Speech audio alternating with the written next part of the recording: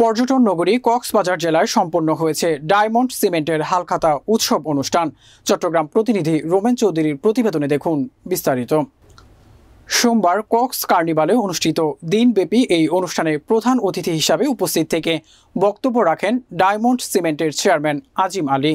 এছাড়াও বক্তব্য দেন MD Abdul Khalek Parvez, DMD Mohammad হাকিম আলী, অগ্রণী ব্যাংক চট্টগ্রামের মহাব্যবস্থাপক একেএম শামীম, ডায়মন্ড সিমেন্টের পরিচালক এবিএম কামাল উদ্দিন, উপপরিচালক আবদুল্লাহ আল ফরহাদ, জিএম আব্দুর রহিম এবং কক্সবাজার স্টিল ও সিমেন্ট মার্চেন্ট অ্যাসোসিয়েশনের সভাপতি সাইফুল আলম শিকদার সহ আরও অনেকে।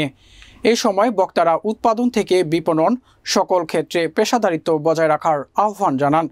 আয়োজিত অনুষ্ঠানে কক্সবাজার জেলার বিভিন্ন উপজেলার সিমেন্ট ব্যবসায়ীরা সহ ডায়মন্ড সিমেন্টের পরিচালক, কর্মকর্তা ও ডিলাররা উপস্থিত ছিলেন।